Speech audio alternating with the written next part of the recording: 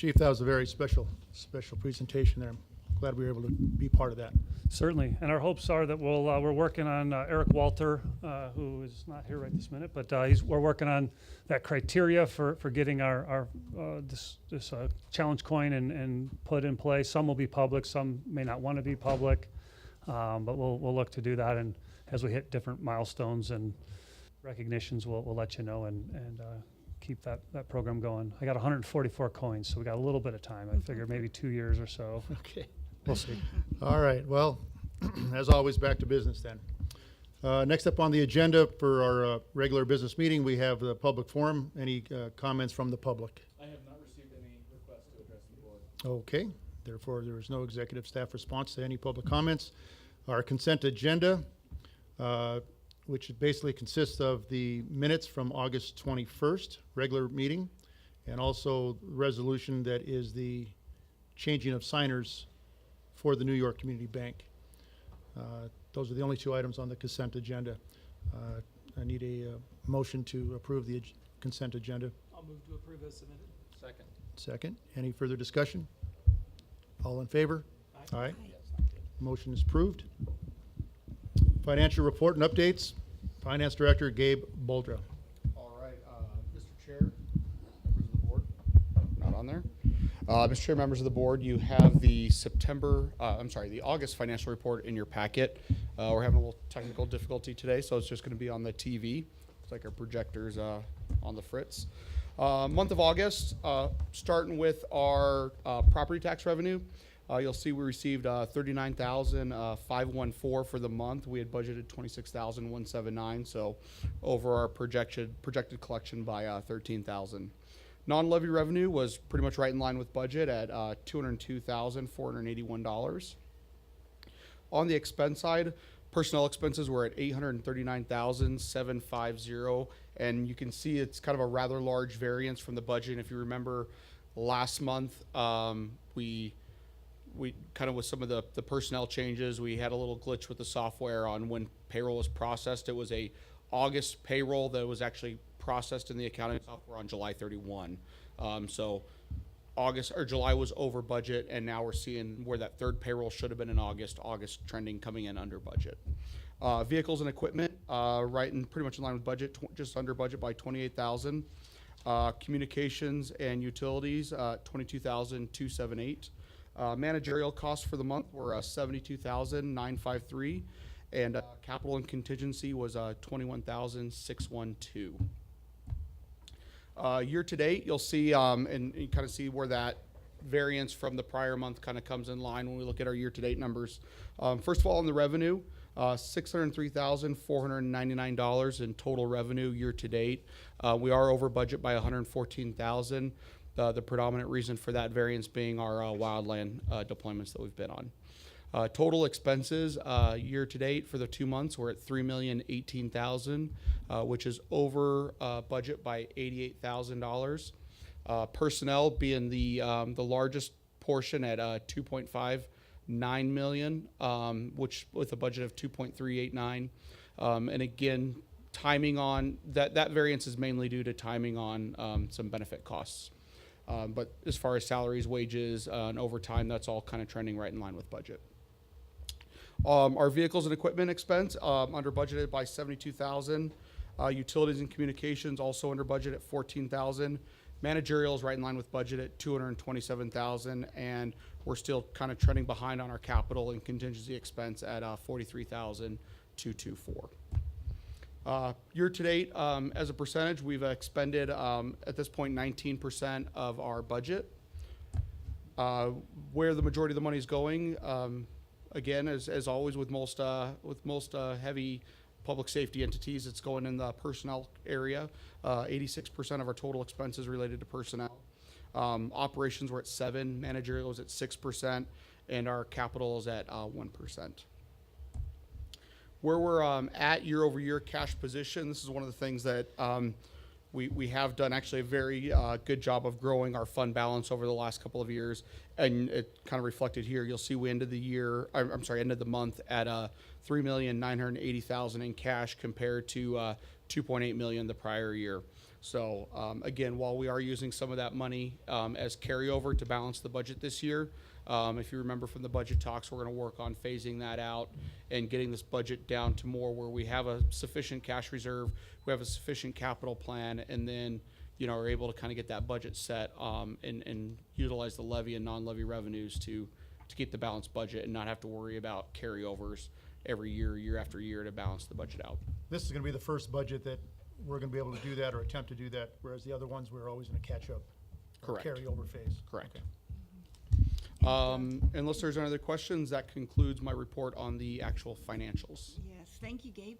Yes, I do have a question.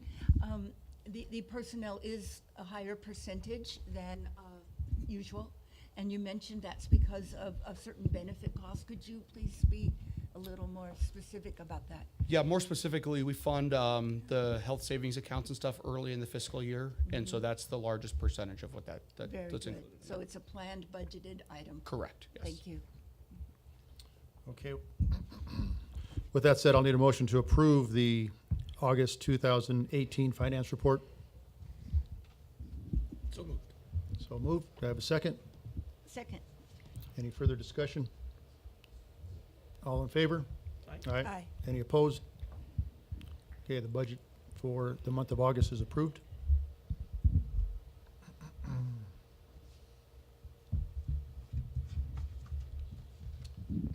Next item up is discussion, presentation, changes and possible restructuring of the financial process and draft policies.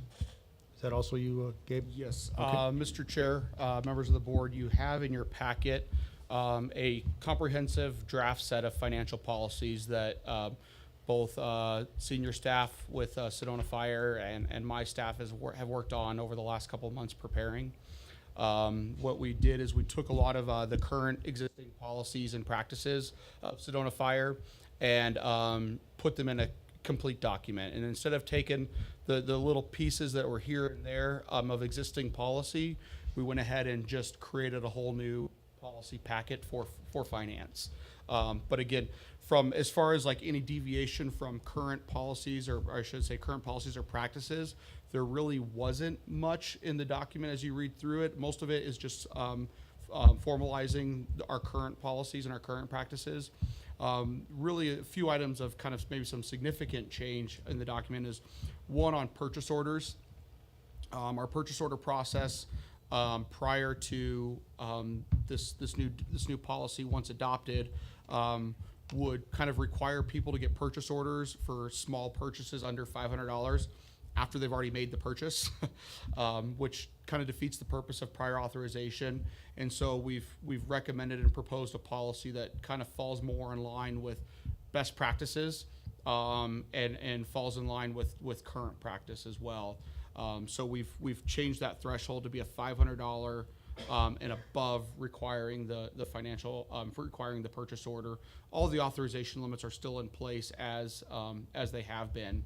What we're saying though is these smaller purchases, people that are authorized to carry a credit card with a credit limit of $500, should be able to make the purchase without getting a purchase order. Obviously, if we ever have any issues with purchases not being appropriate, there is recourse within the policy to ensure that employee is held accountable for inappropriate purchases. And that also goes for going to Ace Hardware and picking up, nuts and bolts and, different project pieces and parts that we're doing that are part of daily, repair and maintenance type things as well. It's encompasses all of that. We had purchase orders at times being filled out for $2.25 type of stuff. It's a waste of paper, time, and energy for something of that nature is what we're really referring to in this document, or these policies and procedures. Well, So- I read, I'm sorry, go ahead. Well, what I was gonna mention was I did read through the manual, if you will, and the two things that kind of struck me was that there will be, on larger purchases, kind of like a high and a low to go with the purchase, so we could comparatively see if we truly are getting the best deal out there. And then the other thing was what the chief's spending authority is, and I'm not sure if that was in line with other districts of our size. If it's low, Or do we need to bump it up to be in line with others? Or if it's high, we need to bring it down? So, Board, thank you. Nice observation. We certainly had a presentation here by Melissa 5-6 months ago talking about other fire districts, similar size, things like that, what their spending authorities are. At this time, as we're getting these policies and procedures in place, some technology things, we're keeping status quo at this point. We're in process, and we'll be talking as a second part of this agenda item is to refer to the changes into the staffing and with Pam Wester leaving and how we're going to operate, looking at that and then making a determination what those right levels may be in the future going forward. So at this time, we're happy keeping them where they are and working to find the best practice.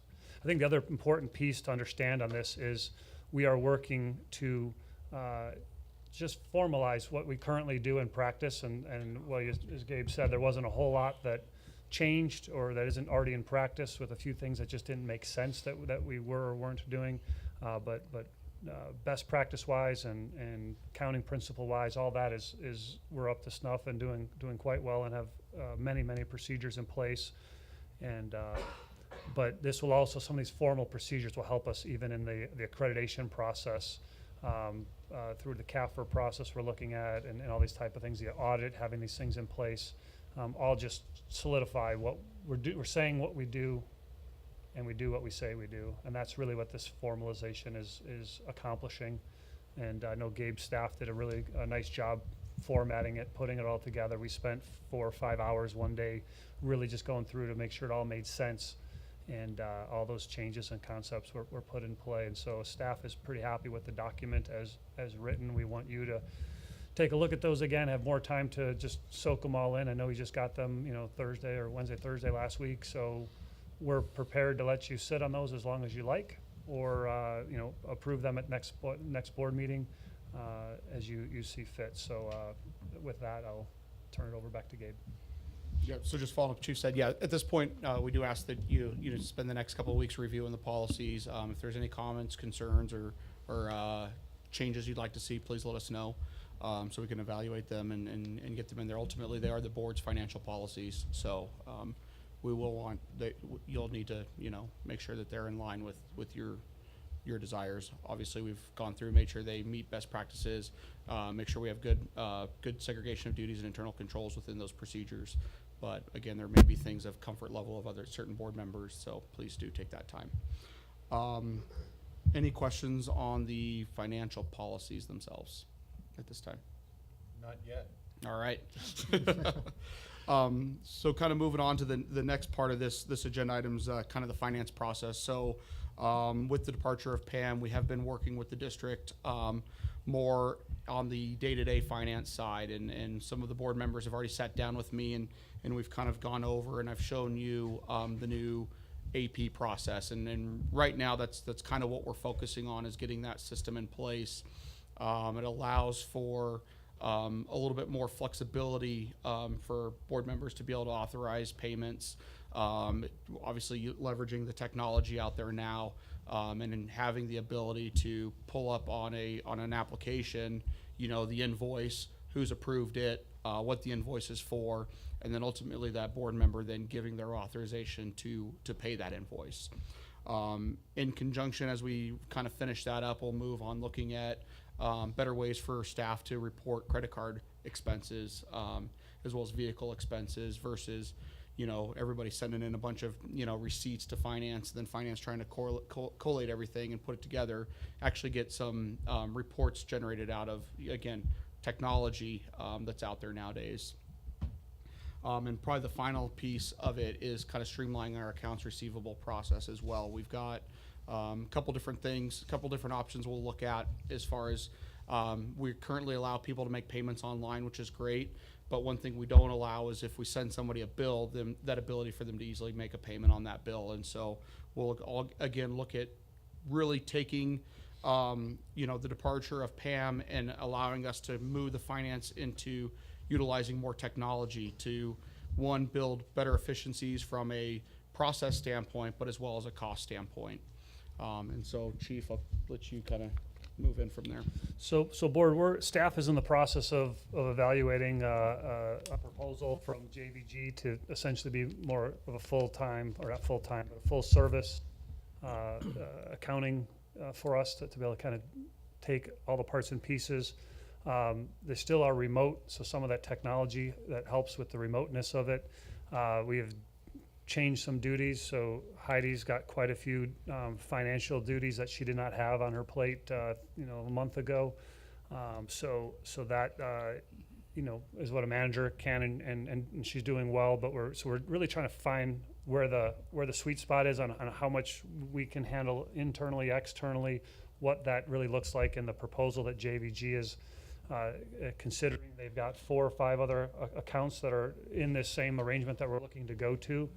So right now we're kind of just doing it in on a per month basis for now. We're making sure this is the route we want to go before we come before you with a change in our contract with JVG to make sure this is the route we want to go. Because at the end of the day, if it may work for other people and it doesn't work for us, we may need to then fill in Pam's spot, because right now we've basically taken a full-time person, remove them from the payroll, and then added in this remote help, shifted duties, and that comes with challenges for the organization.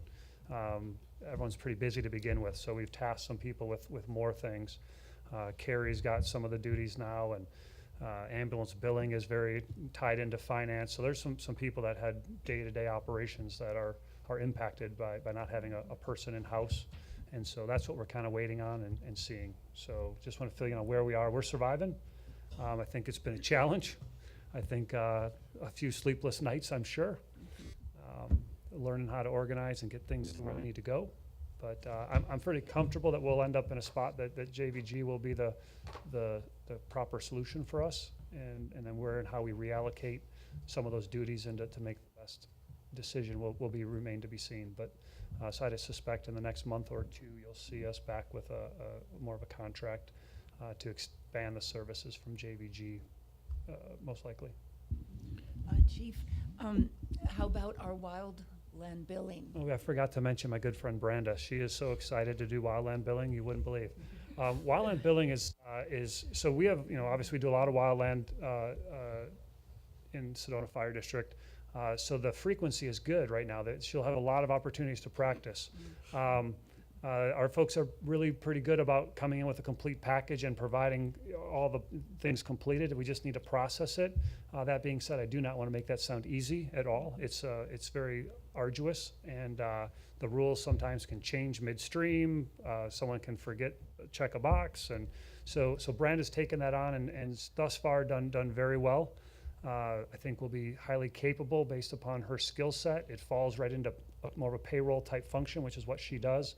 One of our goals was to not just disperse all the duties to anyone that was willing to take on another project that didn't really fit into their wheelhouse. And so that we didn't create a circumstance where, wow, now we've got this person that does a little bit of everything. Those are really hard to replace someday when they find a different job or, retire or whatever. And so we really want to try to keep people in their lane. And but this one really lined up well, and Branda's doing quite well with that. So my apologies for getting Branda and Wildland. So that's kind of where we're at with that. That's great.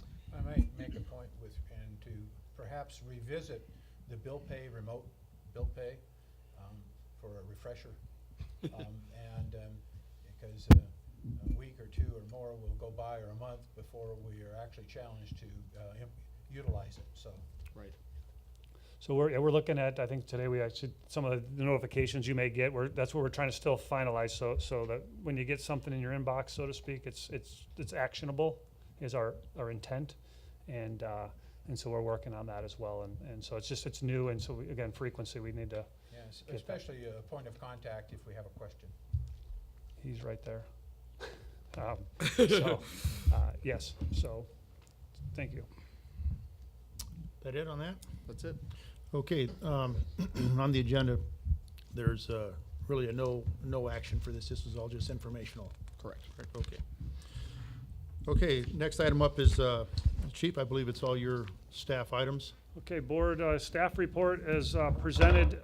Unfortunately, there was a Excel formula error in the second column, the 2017. So the 2018 call summary is correct, but I think it did not add correctly some of the different numbers. And so we're tracking. We're only 41 calls more than last year. It shows closer to 400 or 300.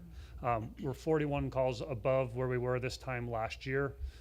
Call breakouts are essentially tracking similarly. With that, the call disbursement it doesn't surprise me in the least. We're continuing to work on opportunities for using our data and how we're managing our folks to understand how data gets put in and collected and pulled out. So you can see the 90th percentile number is down this month considerably from the month previous. So that is what it is. And also, the response time average has come down as well. Overall, Overall, overall. yes. And again, it's a And I just wondered, was that due to better data management, or was that due to that we're actually functioning a little faster this last month? well, I guess I'll unscripted and unplanned. I'll say this.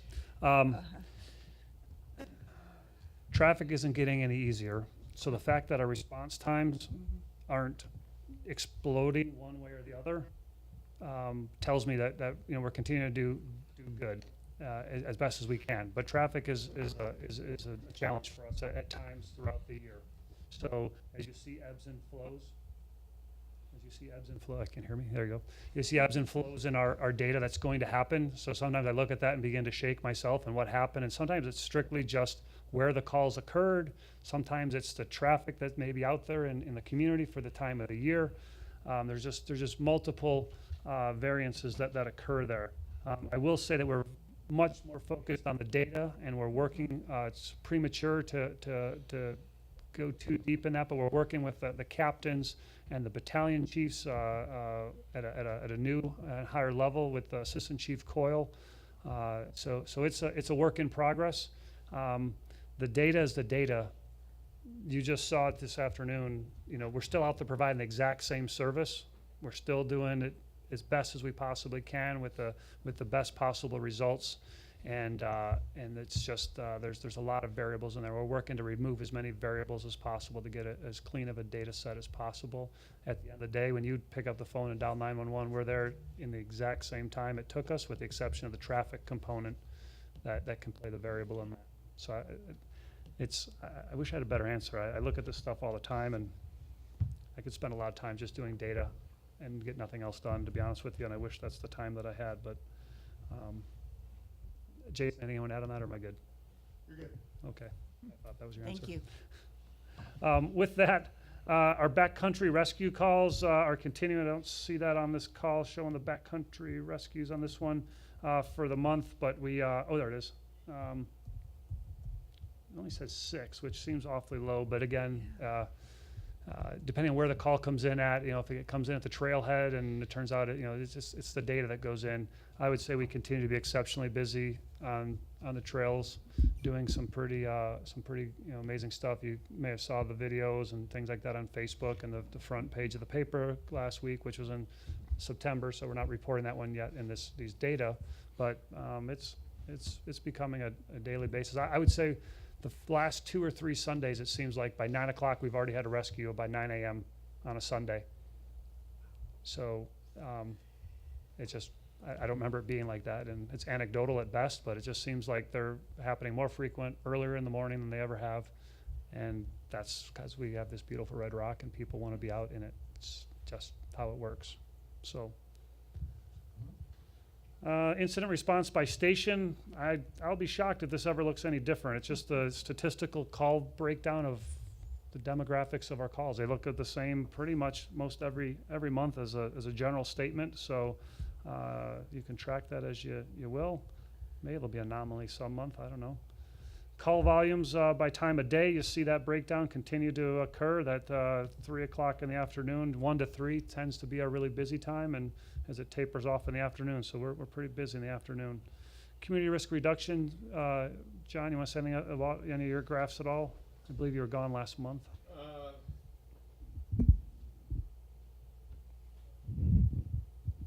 Nope, that's at the bottom. Hello?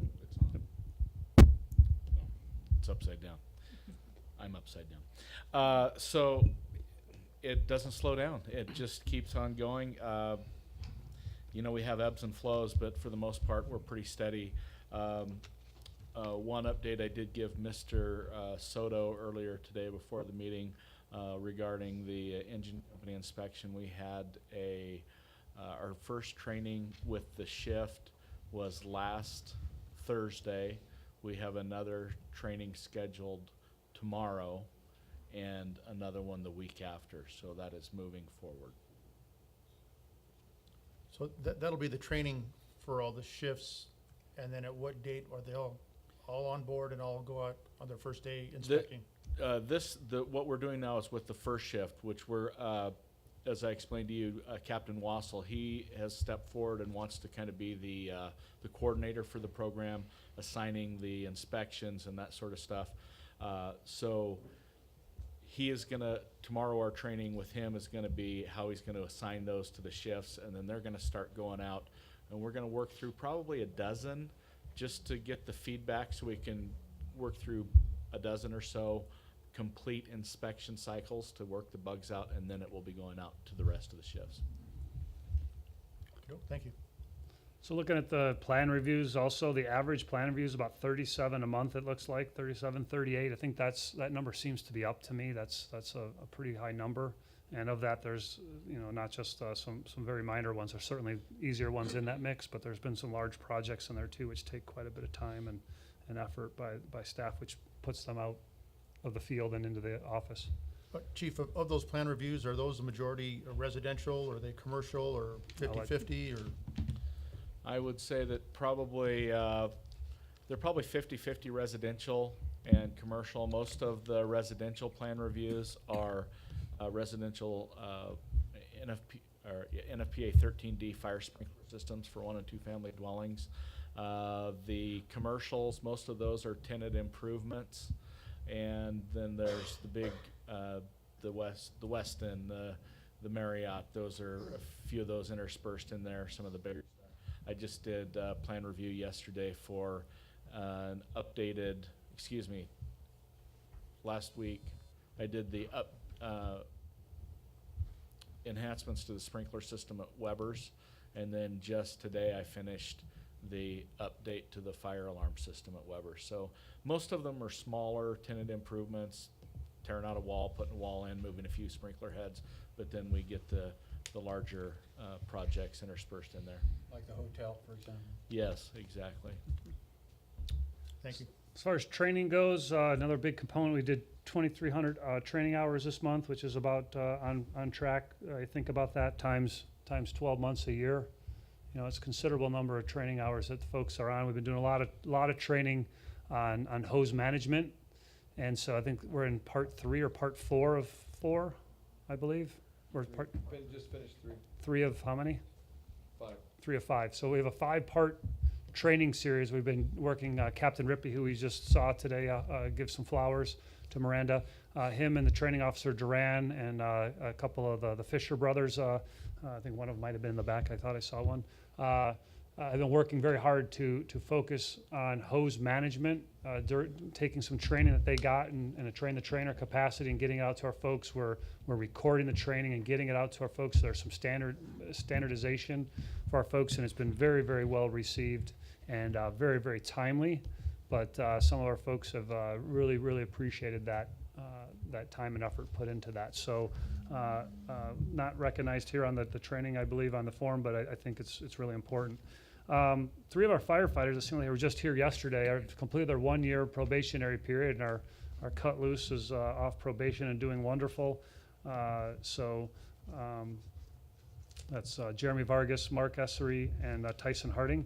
And so congratulations to them for getting off probation, a pretty big milestone after getting hired. A couple of folks that we just saw here last month are all done with their 3-week orientation, are on the streets already, and they're kind of their 1 month shadowing program on the truck, and after about a month or so, they're part of the response and are able to be part of the team. Some National Fire Academy classes that John attended out in Maryland, so that's great training. It's free, reimbursed from the federal government, so I think we cover food, and that's it, I believe, on that. So great classes and great stuff. That was a 14-day class or a 6-day? It was a 6-day. 6-day. So the second or third one you've done recently? I think that was my 5th trip back there. Total. Yeah. Total. Yeah, but since you've been here, I think it's at least your second. First one at the academy. I've done some off-campus Okay. classes here in the state, yes. And really working on some wellness. Engineer Kriegel took a conference on wellness for the front line of firefighters, really a big deal for us in today's world, and so continues to be passionate and been involved in our critical incident team for quite a while, and so thanks to Engineer Kriegel for that. And I think that was, and then Eric Walters actually attended a National Fire Academy fire inspection principles training as well. So getting him, as he's part-time community paramedicine, also part-time inspector, really getting him up to speed on his inspection components. With that, we look at the thank you letters that are on there. Pretty standard. Thanks for the car seat. Thanks for teaching a CPR class. And just another thanks for someone that broke their ankle and they're healing. So good stuff. If you remember last month, we read the thank you card from Miranda, who sent the card that said thank you for saving my dad. If you remember that last year or last month, just forgot to mention that in my speech. It just came to me as I'm looking at the thank you cards. But how moving that was to see the little girl who sent a card. Thanks for saving my dad. If that's not what we do and what this is all about, then I guess I'm missing the point. With that, I got a couple other action items that I'd like to share with you here, board, if you don't mind. First, we had the pancake breakfast and open house on the 29th at station number 6. It was a Wednesday morning, not really sure what to expect, but just wanted to bring folks together in the community. And we had about 200 people show up at that event. Was quite impressed. Chef Boyardee over there, Chief Mazulis, was the maestro on the pancake machine, and heard nothing but wonderful things. So we're putting him to duty, back to work again on an open house coming up. But I had so many people from the community. Thanks for putting this on. But equally as many people say, man, when do we come back for pancakes? Those were so good. So we'll have a repeat on that for the open house, which we'll talk about in a second. I'd just like to jump in. Sure, You know, please. Of course, I was there for the previous pancake breakfast, and overhearing the comments, and the people were there, what have you, thoroughly enjoying themselves, looking at the station and admiring it, and having time to talk with the firefighters and so on. I think it was perfect. Thank you. I think that's the intent, is get there. I walked a bunch of people through myself, and I know that a few of the guys that were working were able to take folks through as well. And that's, the community's fire station. Come see what we got, see what it's all about. And so we're proud of that, and we're proud of that event. It was well received, and so that was good stuff.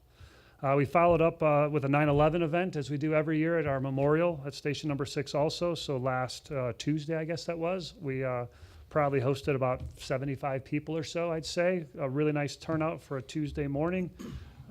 So proud of that, and some great guest speakers that were there. I mean, one of them right here as we sit, but it was very well received. Lots of nice comments on that as well. So what an honor and treat for our community to have that memorial in our community and at one of our fire stations, and so we continue to do that. Open house. We talked about this, I believe, last month or so. So we've planned open house October 13th, which will be a Saturday, a couple Saturdays, like almost a month from now, I guess it'd be. I'm not sure, 3 or 4 Saturdays from now. We'll have open house at station number 1 in the morning. From 9 to 11, we'll be serving pancakes again. So for those of you that need a repeat dose of Ed's pancakes, come on by. And well, the pancakes will still be there. We might not have the pro pancake flipper, but I'm not sure how much skill is in the flipping. So we'll have pancakes there on the 13th here at station number 1 from 9 to 11. We will take an hour to get from here to station 3, and we'll be serving some hot dogs and station tours and such at station number 3 in the village from noon to 2. on the 13th. So it'll be a whirlwind morning, afternoon getting that put together. But I think it's important. That's the end of Fire Prevention Week. So we'll be doing some things with fire safety and a couple demos. I believe we'll be doing some demos and things like that, some CPR and things of that sort. I think we're going to do maybe a technical rescue demo at Station 3 and maybe a fire extinguisher here. I'm not sure if we dialed those things in. It's to be announced for certain, but that's what I think we're talking about. So that's the plan. I open any questions on open house at all? Any comments? Okay.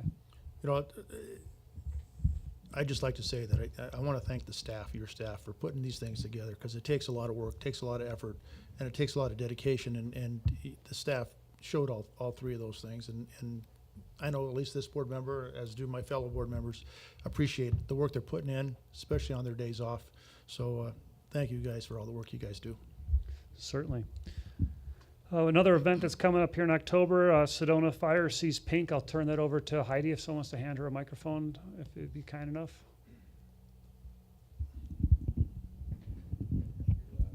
Speaking of staff. So we'll be once again going pink for the month of October for breast cancer awareness. We'll have the crew out in t-shirts. So as part of their shift, they'll be wearing that. The staff in the building will also do that. We'll have them for sale as well. So there'll be Sedona gear, but in the traditional pink for breast cancer awareness. And then piggybacking on that momentum, we're going to partner with our healthcare provider, so Kairos. That's also the provider for the city of Sedona and the school district. They're going to come out with their screening, the imaging mobile, and we'll be doing the mammograms on site here at Station 1 on October 15th. We're inviting the city, we're inviting the school district, and it will be open to the public if they'd also like to make an appointment during that time. So the flyers will be going out shortly. It'll be an online reservation system, so you just log right on and make your appointment. It takes our health insurance, that's part of our pre-screening, so that portion of that will be free for employees. So it's a wellness benefit, part of that, and we're passing that on to the community by helping make that a convenient location for them to come and participate in that screening. They'll also do skin cancer and bone density screening on appointment if you like it here, so we're just trying to add on to that benefit and make sure we all stay on top of it, stay healthy and together. So we'll have t-shirts available for sale at that event, at our open house, and you'll see the crew out there in pink.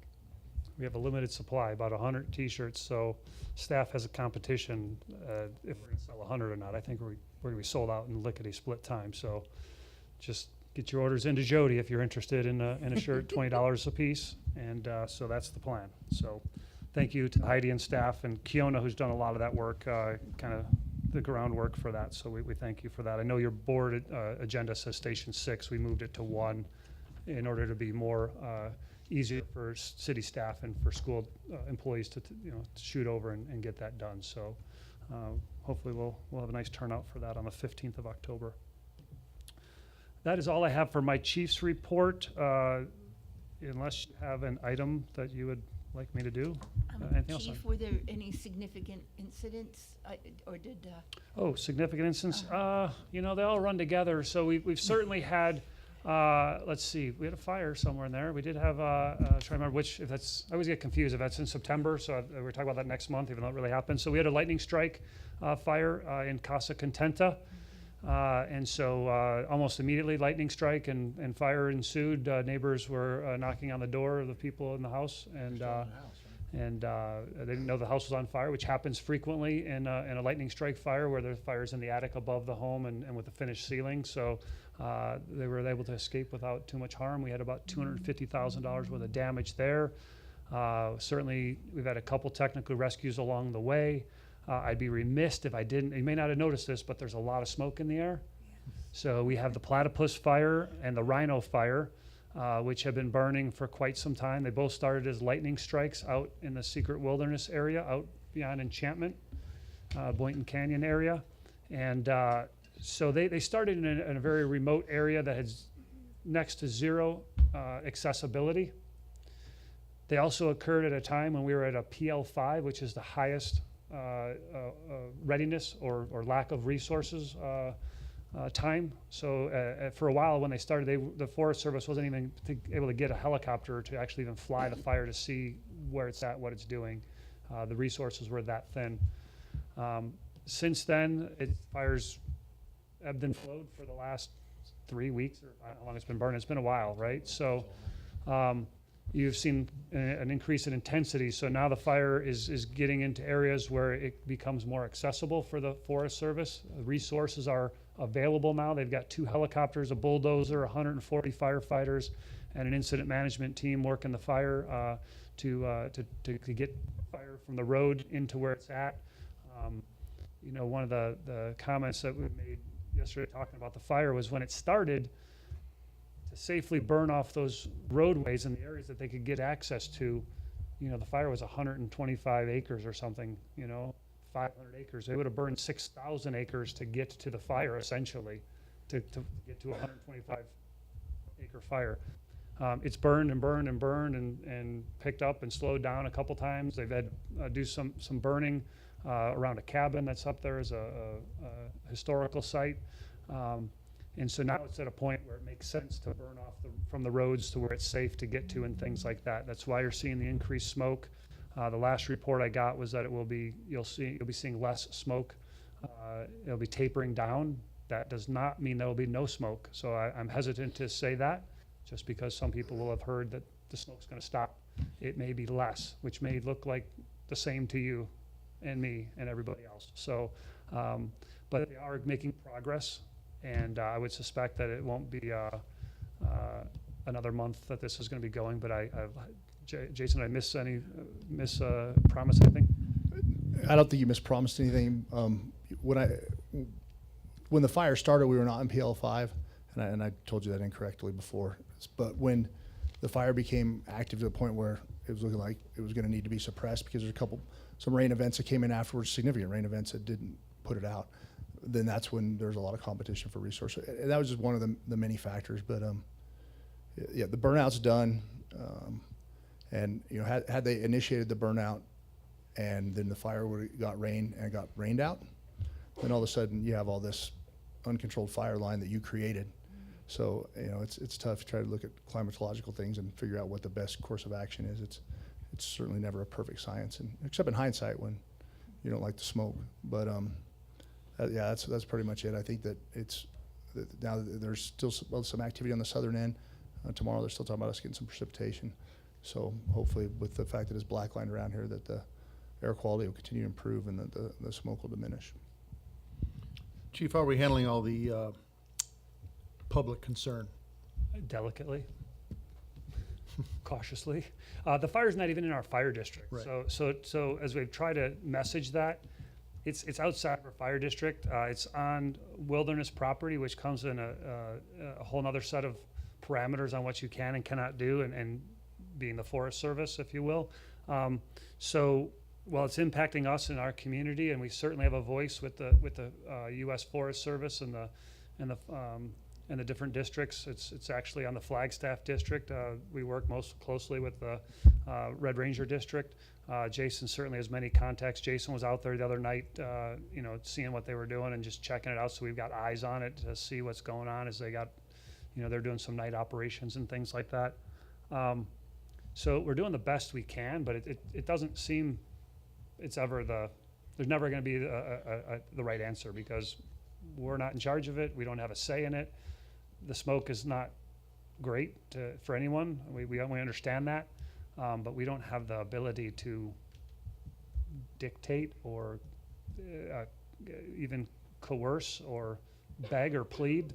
It's kind of the Forest Service has its own set of rules. They have to figure out what's right and safe for their people. They certainly understand the impacts of smoke and the dangers of that, even if folks don't believe that they care. They do. They work very hard at that.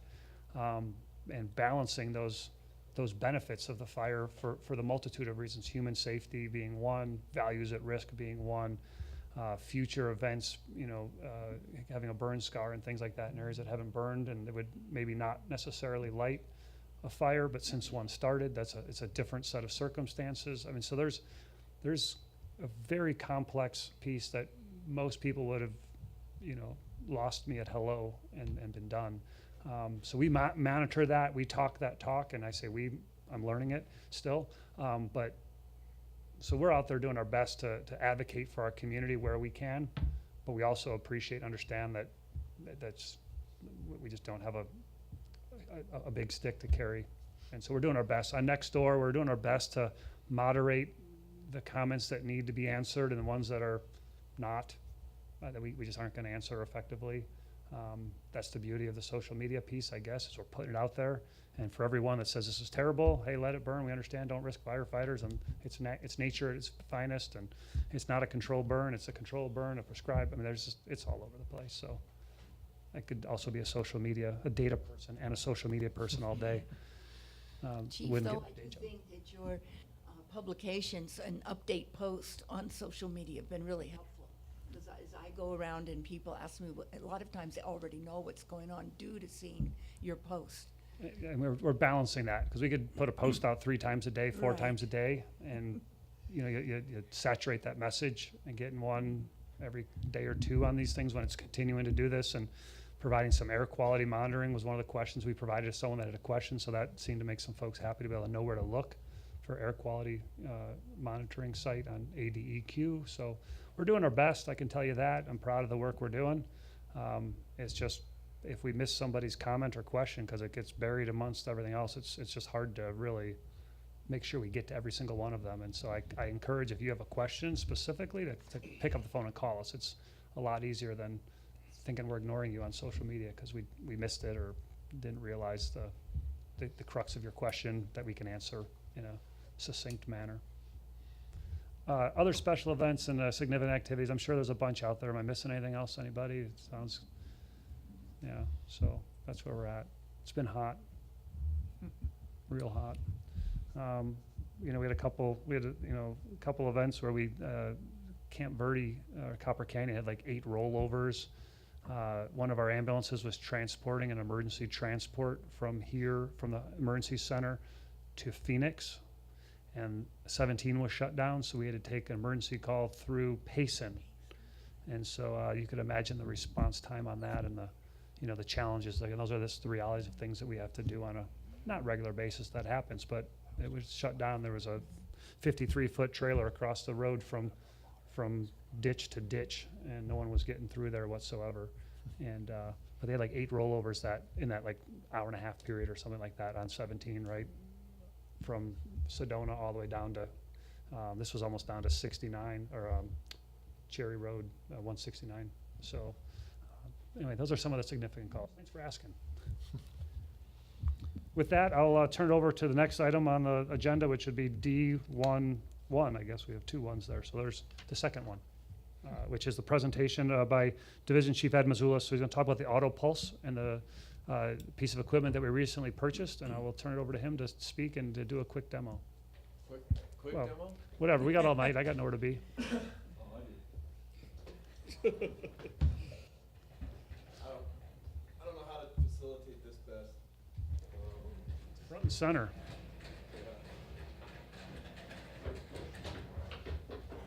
Oh, man down. The new fancy tables. All right, so on the heels of the special presentation today, which I thought was pretty awesome, I want to deviate from the script for 2 seconds and discuss some of the things. The chief mentioned the chain of survival, and a big part of survival post cardiac arrest, sudden cardiac arrest, is to have bystander CPR, early use of an AED, and things like that. Well, we can have all the cool equipment at the fire district waiting in the stations for an emergency to happen, but if we don't have good bystander CPR and usage of AED in our public, then it's not as effective, and that's proven science. So just to quickly let you guys in on some other stuff we've been doing, Senate Bill 1137 was passed a little bit ago by the Arizona Senate, and it states that all high school kids have to have CPR training before they graduate by July 1, 2019.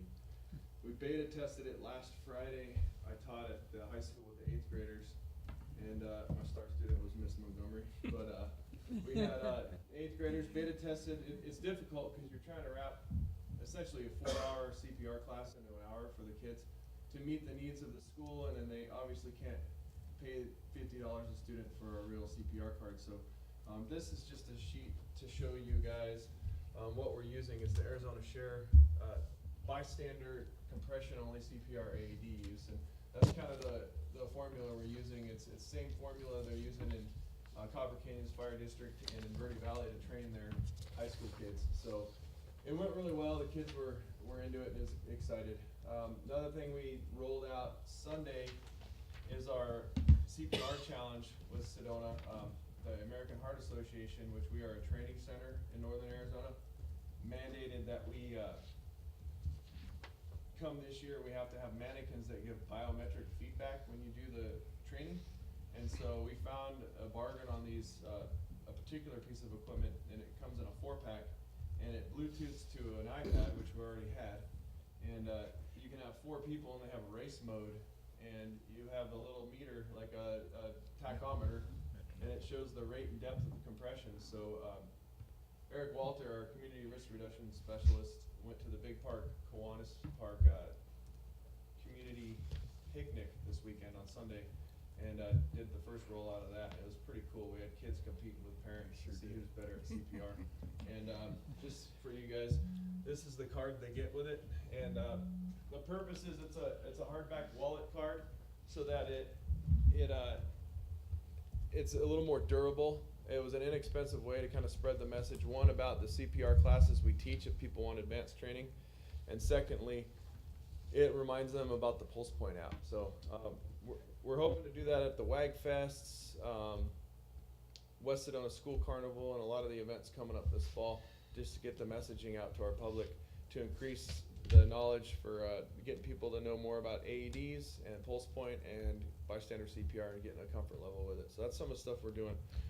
Back to the presentation Ed, that was. with the bill that passed, is this gonna meet the requirement, or are they gonna have to? No, we're have- actually, AZ Share, the Share program has a little templated just card that we print with their name on it, and it meets the that requirement. meets the high school requirement? with Yeah, this bill? Okay. yeah, and that card's a little different piece, just to get to our adult population about, CPR training and the Pulse Point app. So, and just somebody, they can have a reminder, and the kids will get those too, but it'll have a reminder, compressions, and if you have an AD, use it, and then reinforce it. But to the presentation we were all here for, set it up appropriately. So this is the cardiac monitor we have on all of our fire trucks and ambulances. First out, it's made by Zoll. It's the Zoll X series, and then this is a Zoll auto pulse device, and they talk to each other, and that's why I brought it.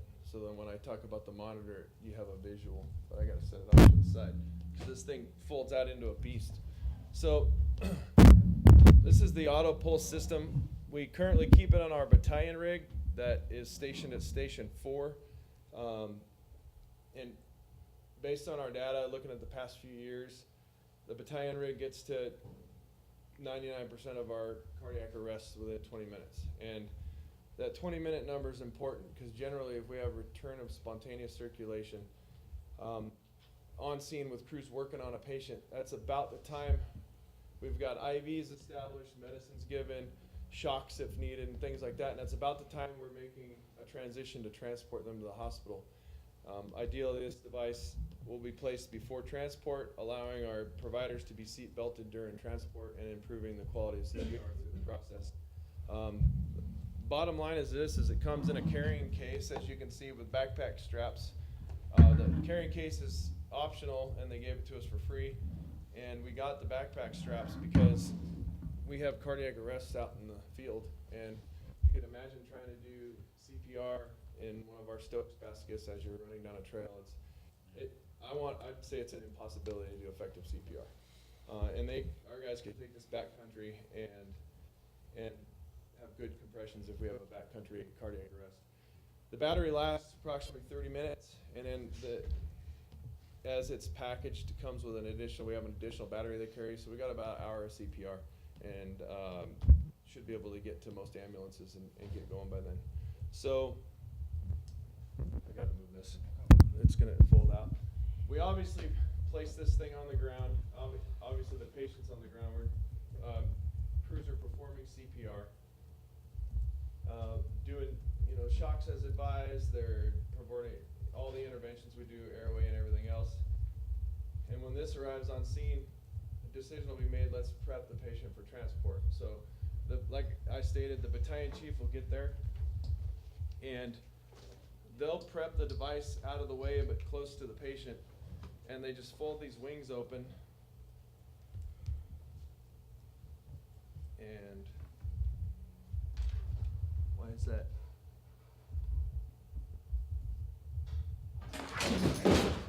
All right, I don't like. I was these afraid of that. tables. Who bought those tables? Probably more about like who put them together. Where do you bring it? Does it have a lock? Yeah, underneath. It's built to mil spec. You can-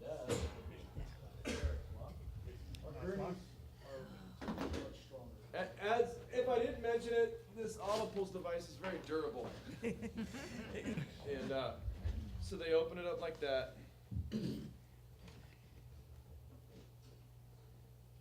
Did I put the wrong battery in? See, I got all excited about the presentation. Put the wrong battery in.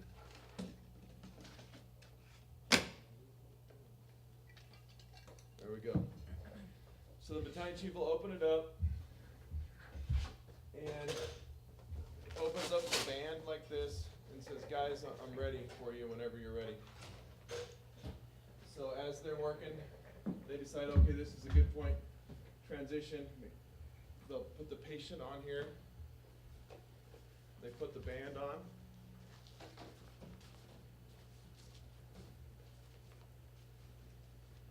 They hit continue. It sizes the patient. And they hit start. And it starts compressions. And so it does its thing. You can do a 30 and 2, so you can give breaths, or you can do the continuous compressions like we recommend for CCR. The patient has to be, their torso has to be less than 300 pounds. And it reminds you to give ventilations. Stop so you can give ventilations, and it continues. So the patient's torso has to weigh 300 pounds or less. It doesn't include their leg or arm weight, so you can have a substantial patient on this thing. So, yes, we'll keep going. So it resizes and it'll start. So then they're on there. The crews will put the chest strap on, because what this has shown to do is when compressing, the patient will walk up the board after a while. And then when ready to transport, the crews pull this out, and then you have a carry-on to pick up the patient and carry him wherever you need to go. And that's, other than me putting the wrong battery in when I got it ready, that is the auto pulse. And that is how we configure it today. Did I say this? No. Since we put it on the rig, September 1st, we've had 2 cardiac arrests. One of them was a couple hours ago. This was used once. The patient didn't have a good outcome, but the crews deployed it successfully. And for, well, all of you, you're all kind of EMS nerds. That's respectfully, I mean that respectfully. The next upgrade to the software for this monitor, it has a plug here in the back. We'll be able to plug our defibrillation cables into the monitor, or into the board, and then the pads will come out and go to the patient. And when you go to shock, this thing will sync stopping compressions for the shock, so that it's rocket science. I'm not sure exactly how it works, but that software upgrade, they're saying early 19. So, and again, with the Zolt products, and why we chose this device over some of the other automatic compressors, is the fact that it is the same manufacturer as our monitors, and as either upgrades, they obviously will sync them with each other because it's the same company. This thing tracks all the stuff it does. It's got an IR reader that dumps it into our computers with the data that comes from the monitor, and so from an EMS quality assurance and QI improvement program, we can really analyze our data down to nuts and bolts and get some good outcomes from it. But that's the gist of it. Any questions? No. All right. Yeah. Ed, real quick, so this whole device is designed from that point in time that we're ready to transport, hook up the patient to this, get the patient to the ambulance, allowing our paramedics to be strapped and buckled in their seats while it's doing the compressions, so that there isn't anybody unsecured in the rig as it's going down the highway to the hospital. Ideally, and nationwide data has shown that compressions, the quality of compressions is reduced in a moving vehicle, and you're now on a mattress, even if they're on a backboard, there's a level of compression involved with a semi-soft surface, and so it's proven that you still continue with quality compressions. One story that Zoll sells a lot is they had a gentleman, sudden cardiac arrest in the public, early bystander CPR. Auto pulse arrived. He was on it for over 2 hours, through transport, through the ER, through the cath lab, while they stented and everything else, and he had a full recovery. And they had to sedate him because it was doing such good CPR that his consciousness he was regaining. So it's a good device. That it's proven, the data's proven it's good, and I hope it collects dust. But if and when we do use it next time, I hope it produces good results for our community. Chief, is there any data on rib fractures with this particular device as opposed to human CPR? Everything I've read is from the manufacturer, so be what it'll be. A big sell point of this is a lot of the other devices have a suction that punches the center of the chest, where this holistically wraps your torso and it's a squeeze. So there isn't any particular data that I've found, but I can dig a little deeper for you. Yeah, that's significant. Yeah. With rib fractures, depending on the size of the individual. A female in her late 80s or 90s, what have you, and rib Yeah. fractures are common. I did anecdotally, looking at videos for training our guys, I came across surprisingly an EMS organization back east that were training and put it on one of the guys, and it did not harm him. Yeah. Well, Because I was thinking about Not, that. not, just not, from not, a not recommended. physics I was thinking about standpoint, doing you're it. distributing the force over so much larger. Yeah. You should have less rib fractures. You should do Yeah. less trauma. It should, and you're Well, gonna they have. put it on a live person, and he was a big guy, probably about 240, and they got about 3 compressions in and stopped it. He's like, okay, but he was unharmed, So board, this purchase we made is about a $13,000 purchase, is that correct? Yeah, 16.4. 16.4 when you come with all the parts and pieces, extra battery charging stations, all that type of stuff. If you remember, when we purchased the Zolls, we were able to buy the Zolls, get, I believe, got interest-free for 3 years on getting those monitors and upgrading from where we were.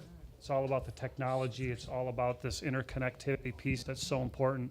Seeing that they're durable, if you drop them, is really important as well, because that might happen on occasion. So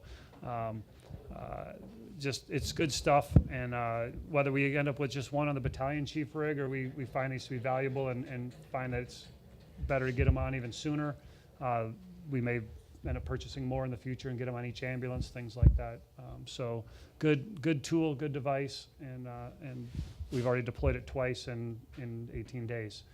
I just, so many times, what have you, going down a narrow stairway from a second floor, you have to stop CPR. You can't continue. Correct. And now you're continuing it, and that's, the amazing part of the data collection and the good CPR and medical That's interventions. saving brain.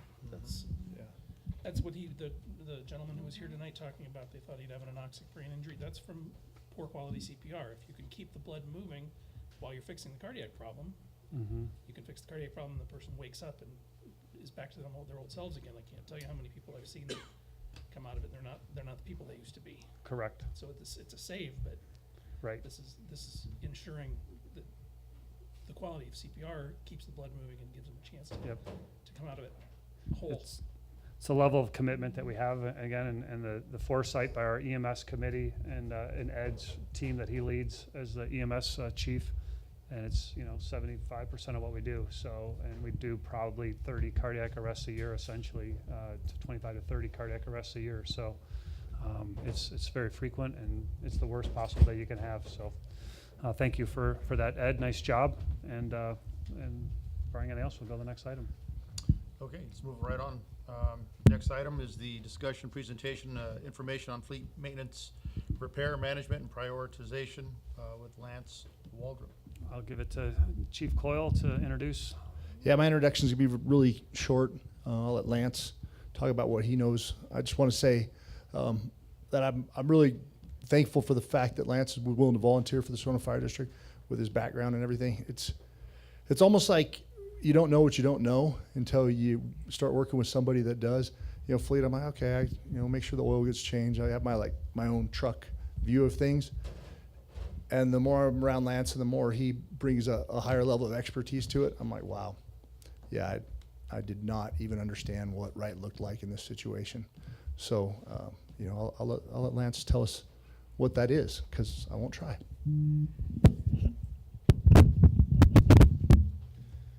Mr. Chairman, members of the board, Chief, Chain of Command, thank you very much for your time. Be very brief. So, my name is Lance Waldrop. I'm a volunteer with Sedona Fire District. This brief will discuss Sedona Fire District maintenance of the motor vehicles, the apparatuses, and the other associated wheeled equipment inventory. My background is primarily centered on both maintenance and operation activities within a public service venue, whether it be state or federal government. To give you a quick rundown, about a year ago, when the chief offered an opportunity for me to come aboard, and I accepted, operations chief, at the time it was Jeff Baichura, he just said, look, Lance, if you would please just kind of take a pulse of what we have and give us your thoughts. And so that's what I did. I audited the fleet. So I went out to every station, I found every piece, I looked at it, I gave them a cursory examination, and this was my findings. So the current material condition of the SFD fleet rates on a 1 to 5 scale a 4.15, okay? Now 5 is unattainable. 5 are factory new vehicles kept under glass. The 5 being the highest grade. The differential was based on 4 general categories: age, hours and mileage, fitness for service, the availability of vendor parts and service, which is a very, very hidden yet extremely important component, and the availability of the component. On October 1, I'll go on ahead and I'll stop with that. What happens is, even though we might have a very serviceable piece, if the vendor has gone out of business or has stopped the support line, it serves us no purpose. All right? That's an ongoing struggle, especially post-recession. International, which 10 years ago was the eminent provider of fire equipment, is now a ghost. They discontinued an entire engine line. All of their trucks essentially have been discontinued. All of the legacy platforms that and including their engine lines, they're rapidly not supporting. It's moving into the aftermarket, and the aftermarket is very much hit and miss. So the units that we have that are internationals, thankfully, most of the class 3s, they're into the retirement pipeline due to natural causes. The ambulances that were equipped with international engines are vanishing from our fleet, and that's a very good decision. And then the few remaining engines that we have that have international power plants are moving on into the sunset. So concurrent with this, on October 1, I will finish, that is in my capacity as the volunteer, to implement a fleet maintenance system that will help optimize our scheduled maintenance intervals, track utilization, generate statistical reporting, and provide leadership with the metrics necessary for budgeting and amortizing these units. Whether the work is performed in-house or contract, the system allows the district to cost each asset accurately and keep up with the condition and readiness of them in the form of a dashboard. This is a general dashboard. I'll be providing that in time. It will provide the mechanic with a tool to generate work orders, document the work performed, track his labor, both indirect and direct labor, and access all the vehicle information, all the details without having to go pull out an owner's manual, the oil type, the capacity, the batteries, everything, even the part numbers associated with them. The solution is cloud-based and provided by Ron Turley and Associates of Glendale, Arizona. Turley is the best. Now, the Coconino County already uses that system. Several of the fire districts around the state use it. Several of the large metropolitan areas in Southern California use it. That's all they do. Fleet maintenance management, and they have the absolute best system I've ever seen. It's extremely comprehensive. The primary reason why we want to do this is for liability reasons. When you're able to understand that you have the training and you have the documentation and you have taken care of the equipment, it leverages us away from risk. Number one, that's his primary job. I mean, I can't put it any more plainly than that. But from a practice standpoint, it is going to the trends will emerge where we can accurately budget, we can create life cycle analysis based on that utilization. It's really the magic formula. It's going to take a couple of fiscal years for this thing to, to flesh itself out into some real usable metrics. So, in closing, maintenance is tasked with keeping primarily Sedona Fire District motor vehicles and apparatus in 100% readiness. And this isn't an easy task, but it's one that we are doing, and we are doing well. So I'd like to entertain any questions. Yeah, Lance, I have a question for you. As you did your review of documentation that we are currently doing on the maintenance side of our apparatus, are those components in, but all in a manual type of mode, or? It's paper-based. I believe it's using a solution called Firehouse. Is that right? Which is fine, but it is not a fleet management tool. It doesn't really give us the depth of metrics that we need whenever primarily I want to see all these units on a periodic scheduled maintenance interval. Reactive repairs are where your money vanishes down the drain. We've got to get these things onto a PM interval, and I have 4 categories. I created them today, and then we were part of the rollout happened today with me in the office. And PMA, PMB, PMC, PMD, PM for pump testing, PM for annual testing to include dielectric for the ladder truck. All those things have to be jumped ahead of.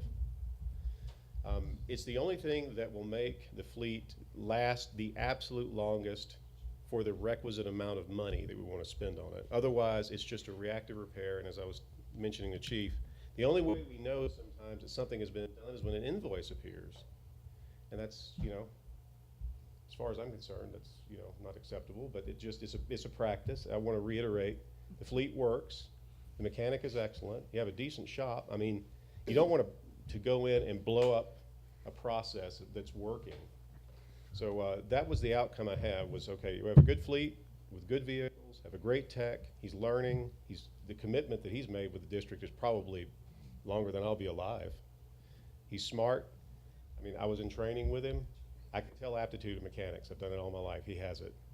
So, does that answer your question, sir? It does, and do you feel that the staffing for the shops, if you will, is adequate, understaffed, overstaffed? Based on the size of fleet that we have and the answer to that question is something I am not prepared to answer. Okay. There's just not been enough time for me to figure out the process of, okay, can one technician manage a group or a class code of vehicles? So based on a worst case scenario of, okay, Mike is having to manage the shop, and that's just the way it's going to be, then I would envision him being a specialist with life support vehicles, that's ambulances, structural, and wildland, and that's it. And everything else, if it's a consumer grade automobile, your vehicle, the Tahoes, then they all vanish and they go out to the outside, and we contract that work out there. Now, with 2 mechanics, yes, we can keep the process to ourselves, but it's not necessarily the most efficient or most cost-effective way. We have shops out in town that can blow Tahoe brake jobs out like that, and it won't be as expensive as it would, from a direct labor perspective. But when it comes to the specialized networks that are on all of our modern apparatuses, we have essentially 2 pieces of human capital, and within 100 miles we can rely upon. You're looking at one of them. Thank you. So to further that, we had 2 folks in fleet maintenance, or the shop. 1 retired, budget concerns, stop the press, let's work with 1, see what our needs are, and make determinations, much like we're doing in finance. So Lance has somehow fallen upon us and blessed us with his knowledge. It's incredible. And so now it's part of the inventory process. So kind of where are we at? What are we doing? And it's a mind shift. It's forever. It's been, hey, we take care of all of our stuff. And if you look at the math on some of the stuff that Lance talked about, a brake job on my vehicle, you can go down the street to Big O or somewhere and do it for considerably less and free up that time and space. But the thought is, hey, we have a shop, we got to do it in house, and So we're trying to capture those data points so we can go, hey, here's what it really cost us, or here's what it really would have cost us if we would have done that, and realize with roll-ups and all the other parts that, wow, that was a really expensive brake job. Or oil changes are another big thing in big cities. You know, they can go to some of these chains and get it done for, you know, considerably less, and they do the same thing. And it's just a mind switch, an operational shift, and so that's it. And I think the other point that's really interesting to me is we'll be able to, through a couple fiscal cycles, to begin to be looking at stuff and saying, hey, wow, this truck is here and it needs this type of work. Do we invest in that? Or do we say, listen, that work is putting us over the edge of, you know, point of no return, and it's probably money well spent to actually replace it or to make the repair versus kind of going on a more visceral feeling of, I think it's probably a good idea. And that's not a dig on anyone in our organization. That's just the way it is in most places. And, you know, that's not good, bad, or indifferent. It's just there's only certain levels of expertise. And so Lance, to be working in a volunteer capacity, is providing us an incredible amount of work and expertise and knowledge that I am very much appreciative. Our organization will reap the benefits for decades to come. So I'm excited every time Lance sends an email or calls. I know something cool has happened. This amazing software he speaks to, I would have expected to have an incredible price tag attached to it, like from what he's already told you it can do, and it's not even close to an incredible price tag. It's incredibly low priced and very, very high powered. It's a couple $1,000 or something. $3,000. I mean, It's for pound, it's the biggest or the greatest value in a cloud-based ERP that I think exists. But this system, they've had 20 years to perfect it, and that's all they do. It's standardized. Cisco. You all know what Cisco food. They manage the Cisco fleet. They use that software to manage 19,000 trucks and trailers, and they're able to cost and center that cost on every single asset. It's just the way we do business now, the high-speed world. But and then you touched on a great point, which is our knowledge base isn't there. There's so many artisan crafts. The break that we could have had in mentoring and that's vanished. I mean, I'm a unicorn. Mike is a unicorn. We just found ourselves in the discipline. We enjoy it, and now we're just gonna sail into the sunset. But in practice, the way I see things with fire mechanics is, if we go hot and codes start dropping left and right, and I have to deploy this mechanic into the field because units are dropping or they're failing or stress is getting to him and he has to start performing repairs, can we do it? And so at that point, I don't want to see our very valuable piece of human capital doing a lube job. I want to see him as a subject matter expert and a center of excellence for that SUTPEN and for the E1s, and I want other departments, calling us, and that is something we're really there because he's very good. So it's been a pretty neat thing to watch from the outside in, having the two mechanics, one being a lead that retired, and watching Mike step into that role. He's done a fantastic job, and as Lance expressed, he's broadening his horizon, spreading his wings, and really seeing the potential that he actually has, and in the leadership and the vision. And I'm excited to see where it goes. And Lance is he's intimately responsible for much of that. He's the perfect. I've managed people and mechanics. He's the perfect one. He shows up on time. He leaves on time. He does everything you say you need him to do. There's no drama associated with him. He's all business. He smiles and then he leaves. That's what I want. We call those A employees, and so he's one of them. At any rate, any more questions or feedback? No, I'm tired. If I could just say one quick thing, besides I was right, huh? See, so I couldn't explain that very well. But one of the other things that we're looking at is, the shop and what improvements make, and Lance had some great ideas about, hey, maybe it's better to create a vehicle that can go do remote services with one person has a crane or something like that, versus getting another person. And so we're trying to look his help at all these different alternatives to make it where we can get the most efficiency. possible. You're right, and that's a solution that many agencies have had to go to just because they lack the manpower, and because the physical plant can't support these engines that are getting bigger and bigger and taller and longer. And so what we've had to do, or what the industry's had to do, is they have essentially set up the tech with a service truck that can actually service at the station or on site, and that kind of fills in as our shop, so to speak. A little bit of a cultural change. I'm not willing to step out on that ledge yet. We're going to give it a year or so and see if you still want me to hang around. Any more questions? No, I just want to say thank you and that we're extraordinarily fortunate to have Oh, you in our community. I should be paying you guys because this has been a blessing for me. All of you are amazing people. The team here is amazing. It's a great city. I'm going to live here till I theoretically die. So We got it's auto it's pulse if you need it.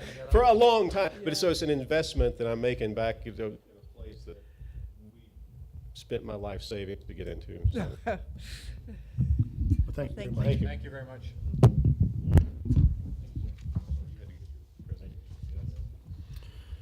Okay, that brings us up to item number 3 on the agenda, discussion possible action for status update on the strategic plan. Yes, board, so you were submitted the strategic plan matrix that we used for all of our folks to look at Q1. That's our first time really capturing that information back from our folks. Technically, Q1 goes through September 30th, but to keep it clean, we wanted to report, so we're here. We got a couple more weeks left of Q1 technically, but there's 19 areas that we identified in the strategic planning process. That was a group effort with some of the board members involved, many members from staff, as you recall, an outside facilitator, and we created a document that essentially helps guide us and provide us some roadmap for us to try to keep on track. Like every good plan, we do our best to keep on it, and while we're there, some of the times we miss the mark on others, and so with that, you'll see that the document has any green box means we're on target, any yellow box means we have caution, and any red box attention needed or we're not tracking where we'd like to be. And so with that, my plan is just to highlight a couple of them and then entertain any questions you may have. So item number 1 and the attention needed one that really sticks out to me is in the policy standard operating procedures under the development and revision part of what we're trying to accomplish. Basically, we've engaged with a company called Lexapol that is well known in the public safety arena that helps create documents, policies and procedures, legal mandates and updates and things like that. We've been working to launch that. It includes involvement from many people within our organization to accomplish. So Ed's got parts of it that are EMS related. The training officer's got parts that are training officer. Chief Coyle's got parts in the operation world that he has to oversee. Heidi's got parts in administrative parts. Fire marshal's got things. We've got a lot of people that are busy doing all those other day jobs and trying to filter in to get these things, get put into a process. It's labor intensive. It's not the only thing we have, and we're behind schedule on that for a multitude of reasons. It's mostly people, wildfire season, competing priorities, and this is really important to us, but we're not busy doing things that aren't important either. And so that's one that we've identified as we're behind target on, and I'm not even sure if we're going to get success in Q2 fully, just by the nature of it. But we're ramping it up. We're trying to make it happen. It's on the must-do list, obviously, and with that. That is our one item I'm going to highlight. The other part I guess I need to say also is that strategic plan was developed in this room here after an all-day setup. We have all these grand visions of everything we're going to be able to accomplish in a set period of time. And then life happens, and then other things go down, and we got to do all kinds of other things. And while part of me feels like, man, if we're behind the ball, we're kind of missing the mark, and we're not getting our stuff done. And the realization is that we either got them all done and we set our goals pretty low, and that makes me feel good and you guys feel good and we can pat ourselves on the back, or we set some pretty lofty goals and expectations and we're going to miss the mark on some of them, and I'm okay with that. You as a board could certainly direct me otherwise if you felt differently. So it's just a matter of balancing and managing those things. So when I say we're off target on one, I proudly say we're working pretty hard on a bunch of the other ones. So just, that's what it is. Caution goals, I got two of them I want to talk about. That's human resources. To establish and maintain human resource policies and practices, ensuring appropriate and timely recruitment of new hires for all divisions, develop succession plans, and promote professional development opportunities was one of our goals. And so that's in the needs attention area.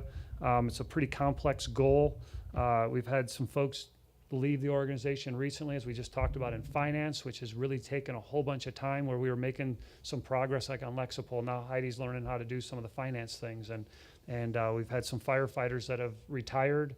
One that just decided recently his last day is next week. He'll be heading out to Colorado to take his family to Colorado, young children, and they want to raise their kids in Colorado. He's been here about 5 years.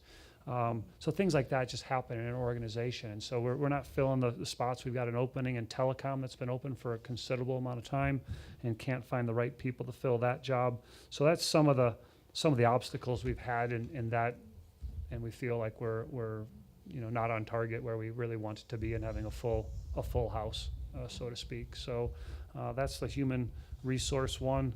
The other one is telecom, and that's to provide effective and redundant district-wide two-way radio coverage along with mobile data connectivity for field operations, phone systems, email, computer hardware, and programs, network services that offer secure access to data and applications needed by management and operations. So simple stuff. Chief, excuse me for a Sure. second. As you progress through this, can you just give us an idea which item it is so we can kind of track with you, like 1.2 or 4.5 Yes, or it's something? one of those. I really actually didn't write that down. I just put telecom, so you have to Oh, go through okay. here. I'm sorry, I wish I had that, No, but I no can worries. find it quickly. One of you helpful people will tell me it's item number late. Telecom is probably looking like maybe 12. 12. Okay. Thank you, sorry about that. So this needs some attention. Our first and foremost priority is always emergency response, right? So we need to have that two-way communication. We need to make sure that our dispatch, channels are working, that all the things related to getting fire trucks and ambulances on the scene are working. So at any given moment, that is breaking. It's technology and it's stuff, and so we're constantly managing preventative maintenance on those things, monitoring them, and dealing with them whenever they start to get a little wobbly, or sometimes just break, flat out break. We've got a problem with a radio channel right now that every morning between 6:15 and 7 o'clock or so, we have some interference. So something's happening somewhere in our hundreds of miles of systems that we have that interfere with that, and that requires someone to be at the monitor, at the thingamajig, watching to see what happens. And find out, okay, it's not this, and now I go tomorrow to the next place and see if it's happening there. And it doesn't happen every single day. So you can imagine how much time that takes. So things like that are pretty high priority for us. Phones went out the other day. Just happens. The phones and the internet are kind of connected at our place. So we had some problems with staff not having internet. It means that they can't get their ambulance billing done or can't. So that shifts to a pretty high priority when they were working on something else. So, and we're one person short in the telecom division as well. So we have a plan. One of our warning signs, or that why we're in caution, is that we've been working with our staffing, time card staffing company that we use for payroll, and Kronos is the name. And we've been waiting for an upgrade that was going to fix this problem that was upgraded to, and they've failed twice now, I think, maybe, providing us that upgrade. And that they've done the upgrade, but it doesn't fix what they said it was going to fix. So those are the reasons why we're in caution on this one. Some of it's not in our control. We have a high priority that the ambulance EPCR, the electronic patient care reports, we need to get that up and running starting January 1st, so we have a nice clean break. And so that's a high priority for us. So we're running and gunning in that telecom and IT world pretty hard, and so that's pretty important stuff. And so those are the two caution ones that I share with you. There's certainly more in there that you can see as you look at the orange boxes and take a look at them. I'll be here all night if I want to talk about all of them.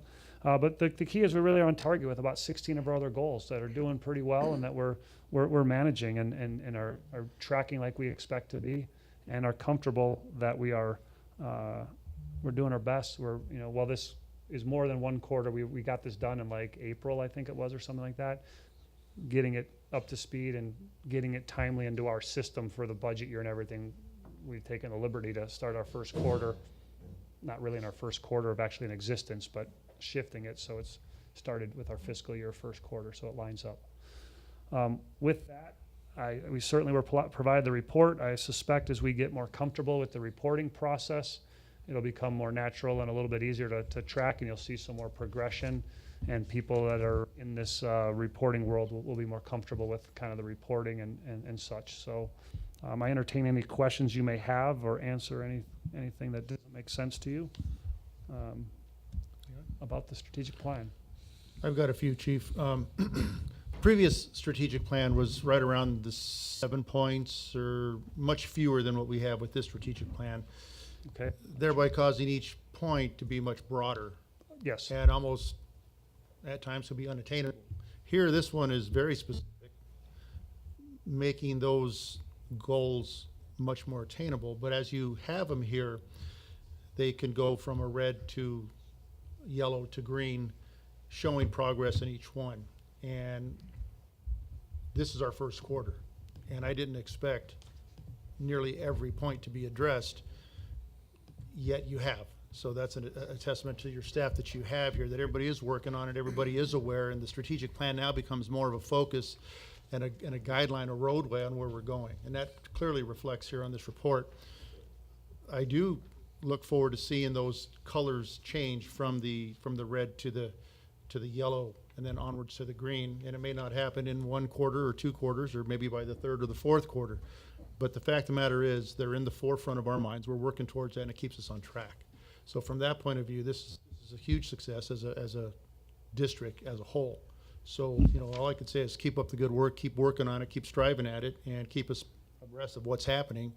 And, we could, plan for it accordingly. So, thank you. So thank you, Chairman Soto. So, and also just to be clear, like we could be in a green state for Q1 and Q2 because it's a Q3 goal and go right to red if, Q3 we're not tracking where we thought we were going to be because we weren't even going to attack it till Q3, so to speak, and things like that. So we could go right from a red to a green if we actually get it accomplished and never have a yellow. So it's just a visual really for us to kind of cue in on, hey, this is where we're at, and it just helps us all kind of see where we're at. And I always think of the Arbinger training we did, and they talk about the group the automotive group, right? And so so Ford, so he comes in and they start using the type of system, and everyone's afraid to put the red because then it shows you're not doing your job, right? And you're not meeting the mark. And finally, when people start seeing the red or they're orange, let me see what I can do to help you. And it became a much more, let's help each other out. How do I get there and get accomplished? Not just to change the color of the box, but to get accomplished what you're trying to do. And that's far more important to me. What I've learned just recently is just as I continue to grow professionally, that sometimes we don't make the mark. Are we making progress? Are we getting there? That's what's important. Certain things are not acceptable. You got to make the mark on, and that's non-negotiable. But in many of these things, if we don't get this done by Q4 and we're progressing and we're almost getting there, I'd rather get there in Q1 of next year and get there right than try to rush it and do something wrong or misstep or not do the data collection or the analysis part well enough and then make decisions based upon bad data. And so, we're cruising along on this. I think Ms. Cooperman, Clerk Cooperman, we talk about accreditation. We had a conversation earlier in the week. Accreditation is on my mind every single day, wanting to get that done. We're just not ready for it yet. As an organization, we've got finance that we're now working on that wasn't on the radar. We're working on the stuff that Lance is creating for us, all good stuff, but it's creating an opportunity. We gotta work on this stuff. And we got Jody now in the loop that's gonna be doing some stuff for Lance and Mike in maintenance that wasn't on the radar when we did this stuff, but it's the right thing to do. And so being okay with priorities change, that was a snapshot in time and it's a roadmap, but just understanding and that's sometimes hard for me to go, hey, we've made a plan, that's our plan, let's stick to it. Sometimes you gotta be flexible and appreciative that, yeah, we're getting there. And certain things that's acceptable, others are not, clearly. So just, I'm proud of our team, they do a great job. We throw a lot of stuff at them. I think we have a pretty lean organization. The folks that are getting this kind of work done, we got a lot of folks on the field that are doing great work when 911 rings and people need to go save lives. That part is, I think we're doing pretty good. But when we start talking about trying to tidy up all these administrative functions, that's where we continue we have a lot of people that have left that we've not replaced, and there is a breaking point for that, and that's what we're, again, trying to process. Where does it make sense to invest our time, money, and effort to provide the best service for our community each and every day? And that's part of what this process will continue to let us do. And Chief, along those lines, I asked if the process of accreditation, which is slowed down because of everything you've just explained, is it an issue where we actually need more personnel or another personnel? And you're assessing that, correct? We're looking at that, and it's not a matter of just finding another person that just needs to fill a spot. We need to figure out what that person's skills and focus would be, and not just say we had 2 mechanics before, so we need 2. Maybe we don't need 2, and that's a perfect example. Having talked about that at great length today, and as we have lost someone in finance, we lost 2 in finance, right? We had a finance manager and the finance specialist. Now we have none of those in-house, and we have Gabe and his team, which are doing great, but there still were day-to-day functions that those people did that somebody has to do, and so at some point we're looking at that, and I don't know what the answer will be yet, and I don't want to rush into it, but I think there's opportunities for us to be working smarter and becoming more effective and efficient in the bigger picture of things that are being left untouched, because there's just only so much time in a day and so many people that can do so much. So Very good. Well, as the accreditation is such an important goal for SFD, that it's, I'm really pleased to hear you are looking at what we need to accomplish that within the deadline we have. Sure, we hope so, and again, it's a long window. It's a 5-year window. I think we're going December will be 2 years, so They go fast. they go fast. The last 2 years went really fast, so I get that, and we're not going to just ignore it. But So it's just very, I was very encouraged to hear that you are eyeballing that and assessing just what kind of personnel we may need, or person we may need Yeah. to really move that accreditation process Yep. along. every day. That's Thank what we're you. doing every day, Yeah. trying to manage that and figure out what that looks like and make a good decision, not a rush to judgment, and kind of do business as we used to do, just because that's the way we used to do it. And so I thank you for that and trusting me. Thank you. Thank you, Chief, and thank the staff for all the work, and I look forward to the forthcoming reports quarterly. Me too. Yeah, all righty. Okay, with that, our last item on the agenda is the Fire Marshal's safety report. September is National Preparedness Month. If I could speak, I could spit that out easier. National Preparedness Month, September. So Ready.gov has some great ideas on how to be prepared. There's any number of misfortune that could befall us, whether it's a power outage, a snowstorm, space weather, a rogue asteroid, you name it. We know that in this business, nothing is out of the realm of possibility. But the first step is to be informed. Be informed about what misfortunes are likely to befall you. Be informed about what you can do to plan for them. Plan ahead, make those arrangements, and then take action. Take action on getting yourself prepared, and then when an emergency happens, take action to evacuate or protect yourself from the emergency. Again, I would recommend that everybody go to ready.gov and get the information to start being prepared. Well, thank you very much. Okay, ladies and gentlemen, that brings this meeting to an end, so this meeting has been adjourned. Thank you.